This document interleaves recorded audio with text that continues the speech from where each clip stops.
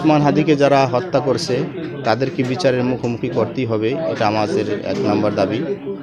এবং ওর সাথে যারা জড়িত আছে এই হত্যাকাণ্ডের সাথে তাদেরকেও বিচারের আওতায় আনতে হবে। আর রাষ্ট্রের কাছে আমাদের দাবি থাকবে ওর যে লেখালেখিগুলো আছে যেমন কাব্যগ্রন্থ, ওটা যেন পাঠ্যপুস্তকে যেন অ্যাড করা হয় এবং ওর জীবনীটার জন্য পাঠ্যপুস্তকে অ্যাড করা হয় এবং শাহবাগে যেন একটা স্মৃতিস্তম্ভ করা হয়। দাফনের ব্যাপারে এখন পর্যন্ত সিদ্ধান্ত হয়নি, কারণ আপনারা ইতিমধ্যেই জেনেছেন যে মানিক মিয়া এভিনিউতে আগামীকালকে 2টা অর্থাৎ জোহরের পরে একটা জানাজা হওয়ার কথা রয়েছে। ওটা হওয়ার পরে আমরা বলতে পারবো আসলে, বা তার আগেও যদি সিদ্ধান্ত হয় আমরা আপনাদেরকে জানিয়ে দেবো। ওসমান হাদি আমার একাডেমিক বন্ধু, আমরা একসঙ্গে পড়াশোনা করেছি, একই সঙ্গে সে আমার বিশ্ববিদ্যালয়ে ভর্তি কোচিংয়েরও বন্ধু। আমরা ঢাকায়ও এক রুমে ছিলাম এবং ঝালকাঠিতেও আমরা আবাসিকে এক রুমে ছিলাম। ওসমান হাদিকে আমি আমার শৈশব কৈশোর বিভিন্ন সময় দেখেছি।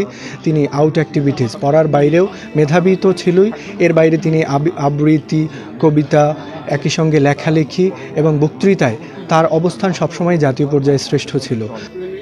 নলছিটির প্রতিটি মানুষের কাছে এতটা আপন ছিল সেটা হয়তো ওসমান হাদি নিজেও হয়তো জানতো না, এবং সে এখন বাংলাদেশের একটি সম্পদ, বাংলাদেশের জাতীয় সম্পদ, বাংলাদেশের তরুণদের জন্য সে প্রেরণা। তার কথা, বক্তব্য, লেখনী, ভূমিকা, জুলাই যুদ্ধে তার অবদান এবং জুলাই পরবর্তী বাংলাদেশ, জুলাই বিপ্লবকে সফলতার পর্যায়ে নিয়ে যাওয়া, পরবর্তী বাংলাদেশ বিনির্মাণে তার সাহসী বক্তব্য, তার ভূমিকা নিঃসন্দেহে এ দেশকে, এই যুব সমাজকে অনেক দূর তার প্রেরণা আদর্শের দিকে এগিয়েছে। আমরা প্রথম থেকেই হাদির গুলিবিদ্ধ হওয়ার পর থেকে আমাদের ঊর্ধ্বতন কর্তৃপক্ষের নির্দেশক্রমে আমাদের এই ওসমান বিন হাদি সাহেবের বাড়ির নিরাপত্তার দায়িত্বে আমরা আছি। তো সেই থেকে এখন পর্যন্ত ডিউটি দিচ্ছি। তো আপনারা দেখতেছেন, আপনারাও কষ্ট পাচ্ছেন। সৈয়দ ওসমান হাদির বাবা আব্দুল হাদি মাওলানা, তিনি এরকমের জিহাদি মনোভাব ছিলেন। তিনি সবসময় প্রতিবাদী কণ্ঠ ছিলেন, ঠিক বাবার মতো ও প্রতিবাদী কণ্ঠ ছিল।